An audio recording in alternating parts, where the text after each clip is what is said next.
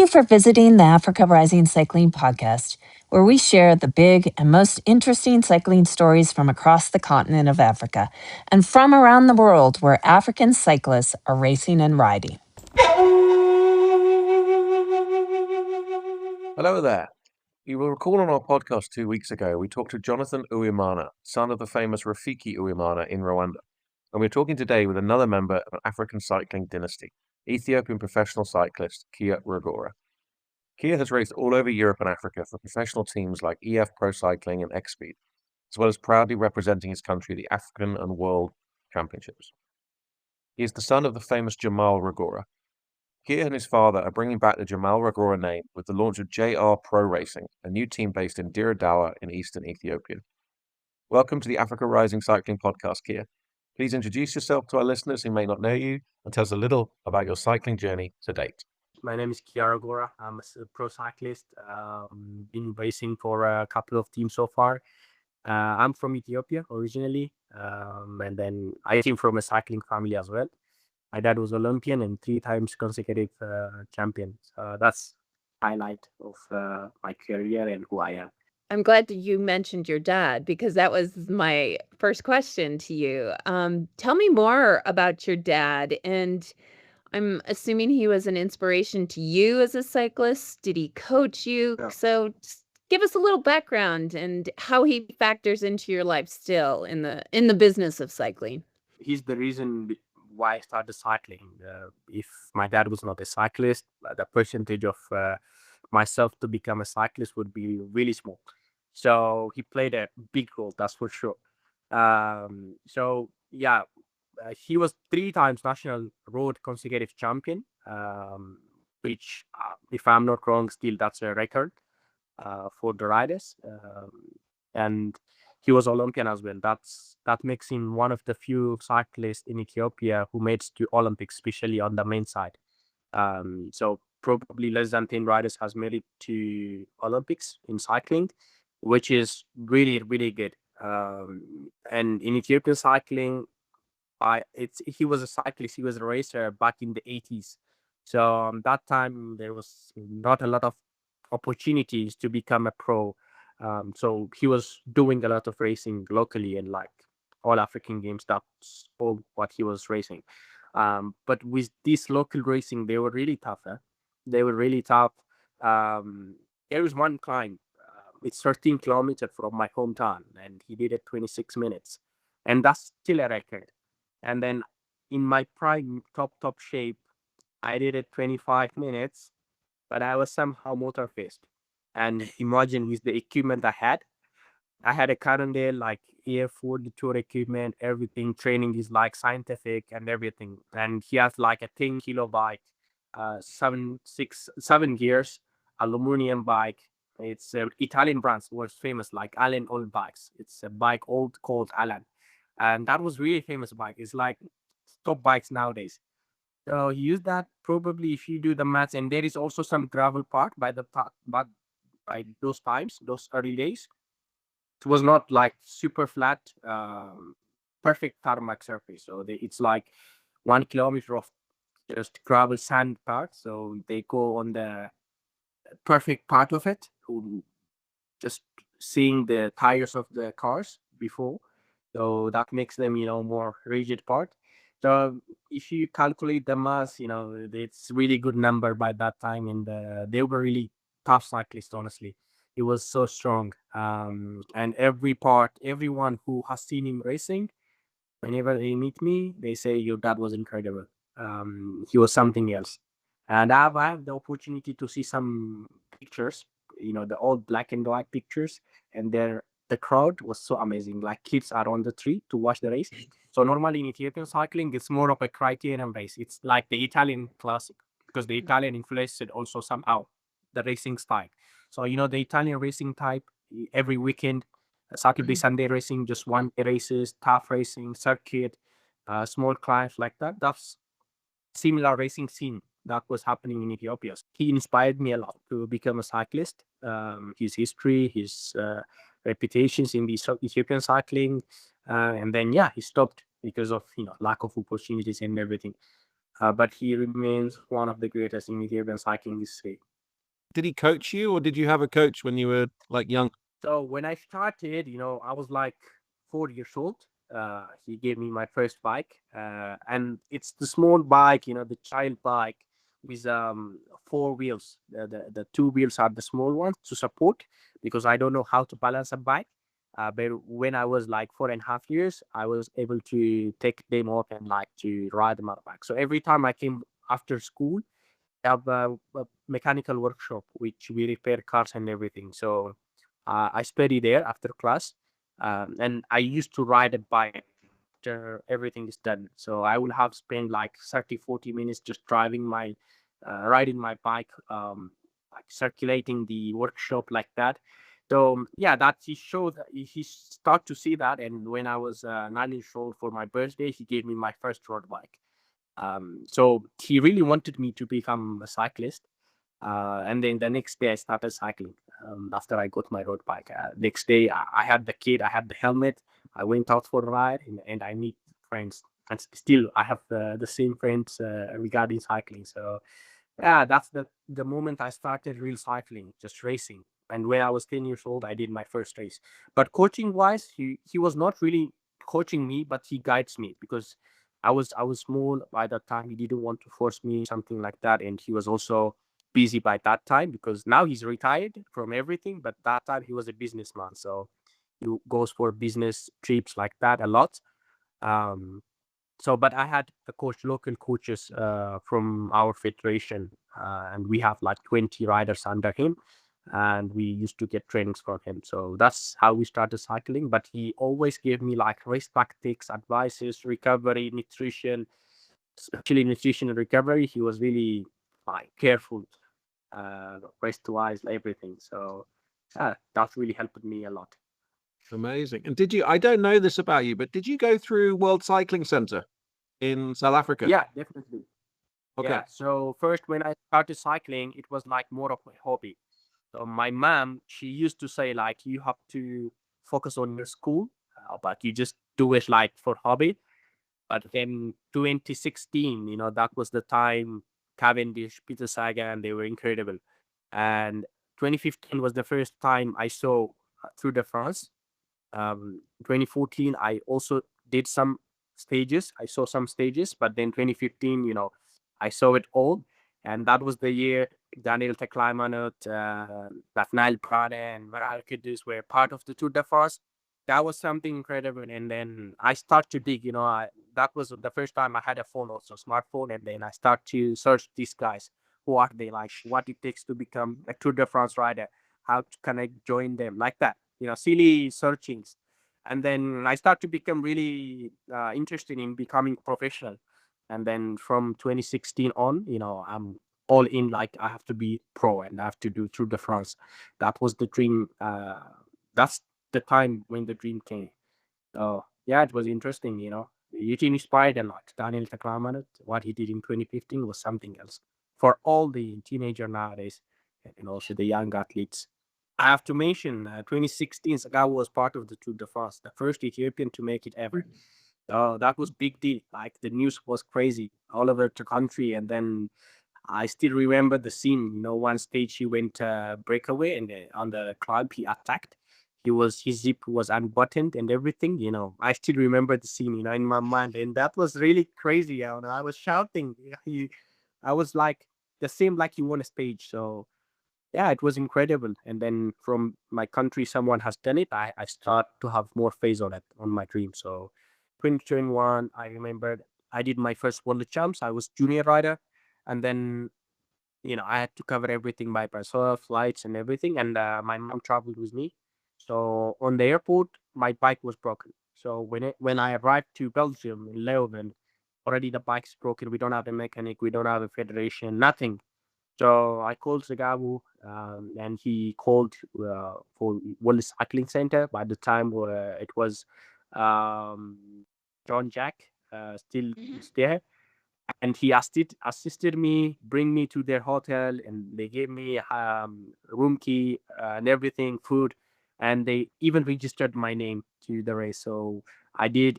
There was one coach by the time. His name is Charlie. He's a mountain bike coach. He gave me his own Scott Addict.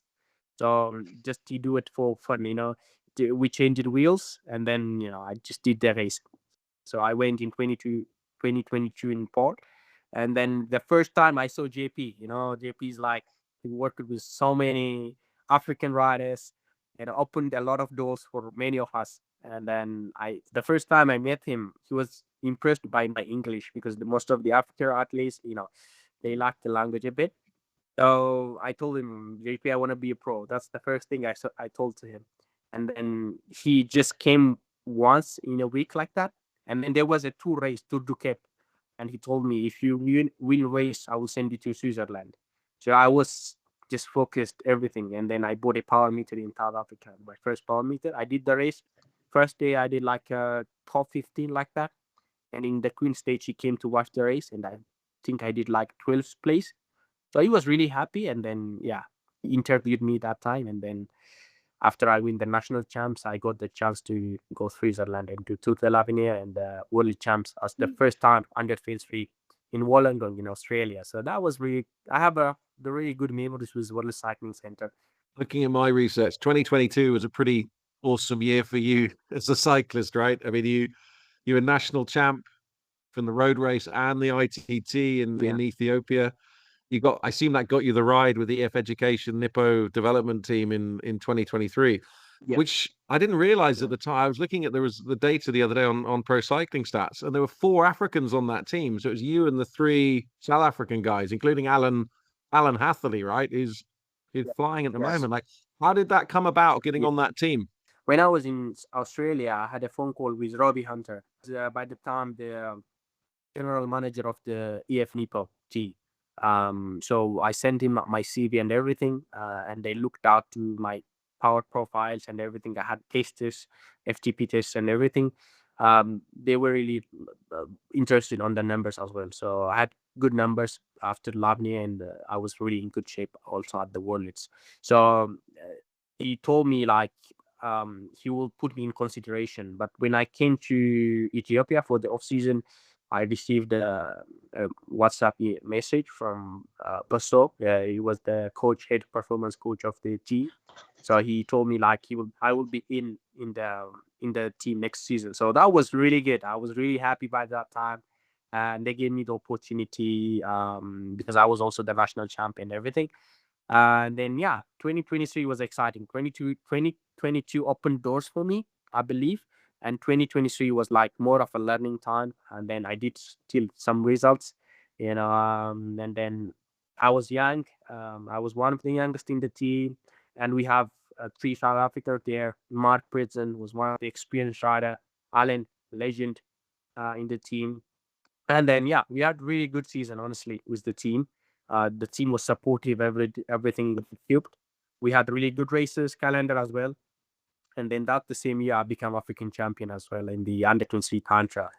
And then I did top 10, like 6th place in Amisa Bongo, my first USA race with the big riders. So that was really good. And then later on, still I won the under 23 time trail national championships. And then that was really big learning, but still I made a lot of mistakes that year, like nutrition wise, how many grams I have to eat or carbohydrates per 1 hour. That I don't know that much, So that was still a lot of mistakes, which like Africa rider, most of them they do in the first pro career, that's for sure. But it costs you, it costs you something. So and then how it ended was not so great. So I broke my collarbone during training, just 5 days before Tour de l'Avenir. So I did the World Champs in Zurich, not in Zurich, in Glasgow. And then I came back to World Cycling Center in Eagle, and I was training. The first ride I crushed, and it's just 5 days remaining for Tour de l'Avenir. Everything was good, like the shape was there. That would have been like something. But I broke my collarbone, and the season was done there. So I came back home. The team told me I had contract for next year because they were happy I was doing everything what I've told to do. And then the team folded, unfortunately, and I knew this like October, like beginning of November. So I was still under 20. I had 2 years left. I sent a lot of CVs to my to teams I know, almost all the Devo teams, but there was no chance of signing me. So, by the way, I have Italian passport from my dad, so it helped me somehow to get into amateur team in Italy. So I went to Italy. I raced one for 1 year, mostly national races, and then I won the silver medal in All African Games that season. I took like 3 months off because I was also a bit mentally broken. I was expecting more, I was one of the promising riders in the team just to go to the World Tour or Pro Conti, and then folding a team and without any Conti contract, it's a bit headache for the future. It's uncertain. So I think that's also some experienced riders are really good at it because they know when they don't have contract, they don't panic. They still keep trainings and everything. But I was young by the time. That was also one a mistake. I was mentally broken, and then also the collarbone needs like a month. So I took off season 1 month, and then another 1.5 months again, and then that took me like 3-4 months to get back to shape. So yeah, but I did good, and later on I start to get like top 10, top 15 results in national races in Italy. National races are, by the way, are really hard. They are sometimes harder than the races in Italy. It's tough. 200 riders, 180 kilometer, punchy climbs, everything. In the last 2024, 2025, I was in X-Speed, and Jeremy was there also with some races we made. All these things realized me of I have to start something. We have to build something strong as African. That's what inspired me to create JR Pro Cycling Team. So JR Pro Cycling was inspired because you wanna help other African riders kinda navigate that world. Will you ride for the team, or are you pretty much focused on just managing the team? So yeah, it's when you start a team, you start from scratch. So it's really hard. It takes a lot of times. It takes a lot of your personal time as well. So for now, it was so tough to train and also manage the team, getting sponsors, everything. But now we have like quite a few sponsors to sustain the team long term. So that's a bit of relief for the head. I would put some really good guys on the team. I will put management side. I will create a management side. What I'm trying to build also that, but I will remain as a rider. I don't want to. I will put my experience into the team, but I still want to race. It's just creating opportunity for myself and for the others. JR means Jamal Rogora. It's the abbreviation for my dad's name. As I said, it's Jamal Rogora, and everyone knows this name. Who's around cycling. I got really good talent in the team, young ones, junior ones, because it's a club in Ethiopia. You can race both. Like you can have junior rider and under 23, and you can race together. We doing a lot more on the performance side as well.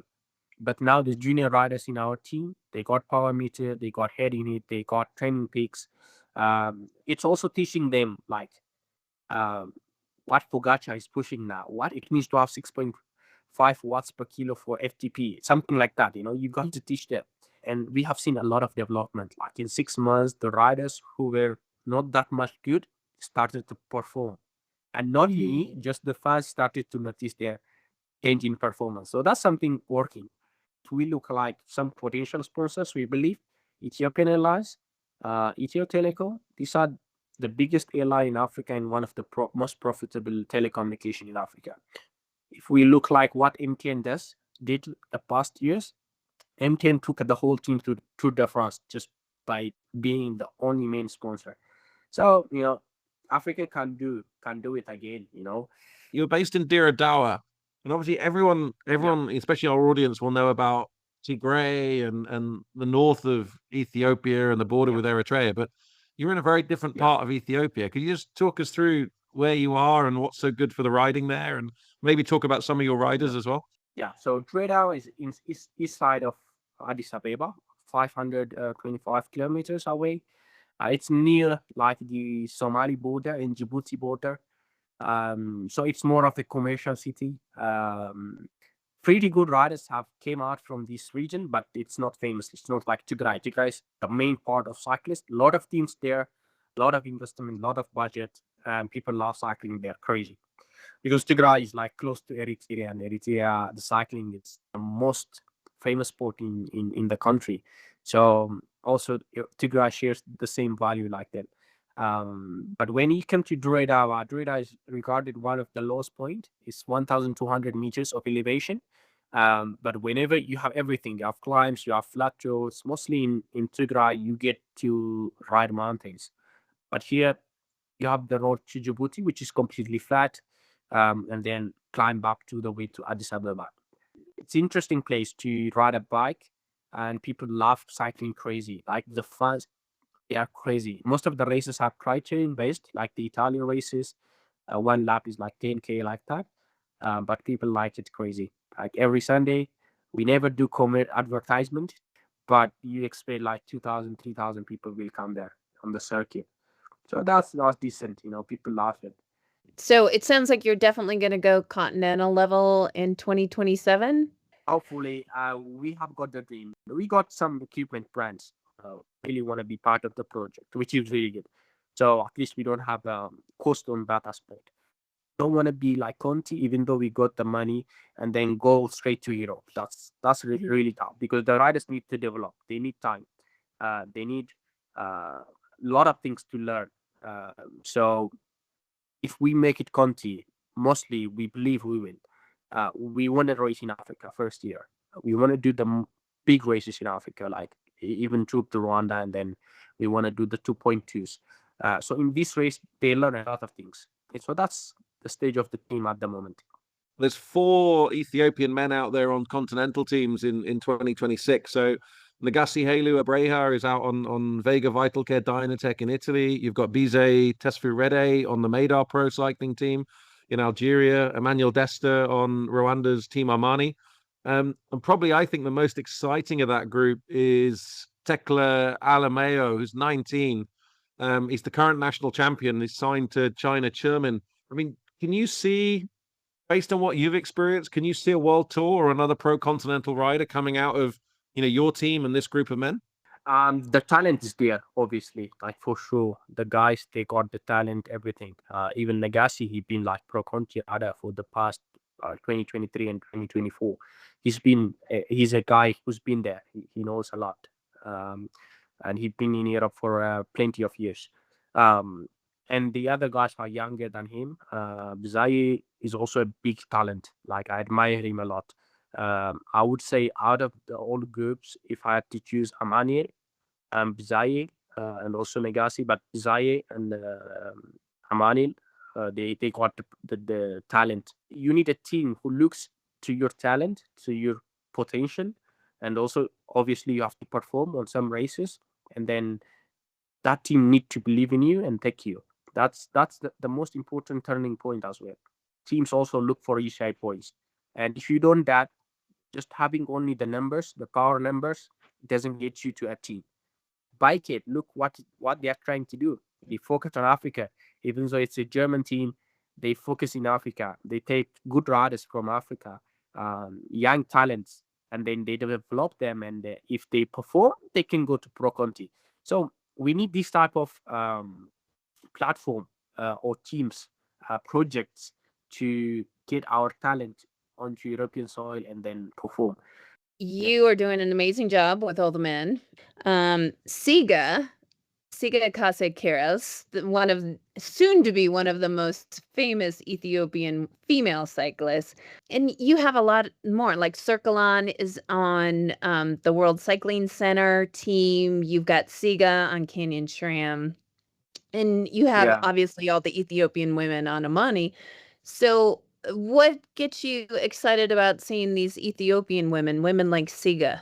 Yeah, it's phenomenal. She's a young talent. She's like the diamond. I think the females, Binyam Gurmai, and then the young one, I would say.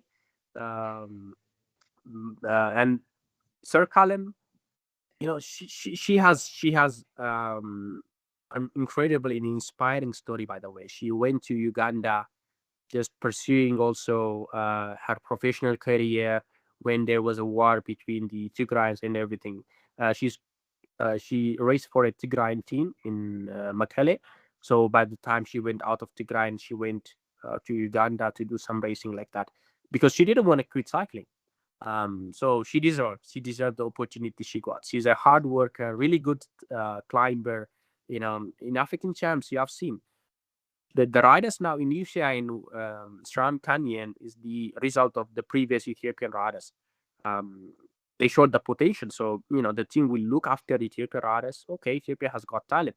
So I believe they've been good. They are really good, and that's a big kudos for Serke. Yeah, I call her Serke in short form, and there are a lot more good riders also in Ethiopia. The future is bright.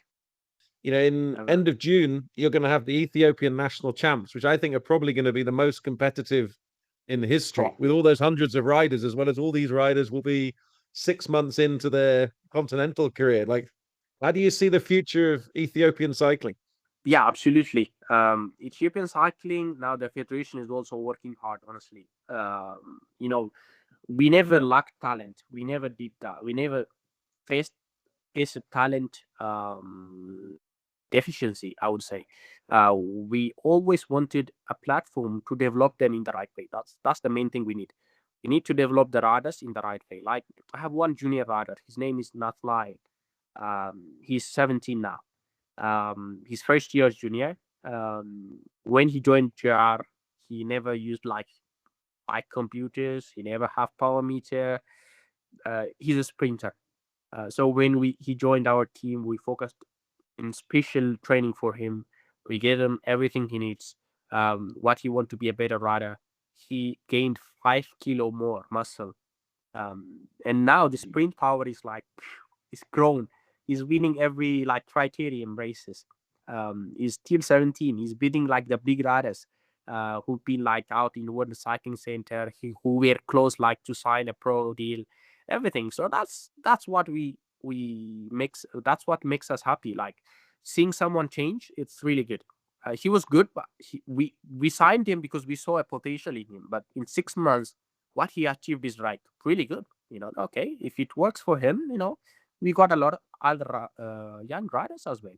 So we need like a development platform for the riders. If we do that, we can get super talents. Ethiopian government is not only in the sport cycling, it's supporting even transportation to become more a bicycle. All the city, my hometown, Addis Ababa, every city in Ethiopia is constructed in a way they have a bicycle path. So it's called the corridor project. And you have like 60 kilometer, I think 60 to 80 kilometer of a bicycle path in Addis Ababa now. So people, the government is encouraging people to ride a bike, and that really gives like more investment onto the sport as well. Thanks so much for your time, Kiya, tonight. And yeah, we're going to keep a big eye on you, and there might be some developments with you on our virtual performance center project as well in 2026, but we'll share more on that in the future. Thank you guys. Thank you for the time as well. Thank you for having me. What you're trying to do for African cycling is extraordinary, I would say. Thank you guys for sharing the talents of Africa. So Jeremy, thank you. Kim, thank you so much for everything. You're welcome. And yeah, we wish you everything. You gotta keep up. You gotta keep up what you do.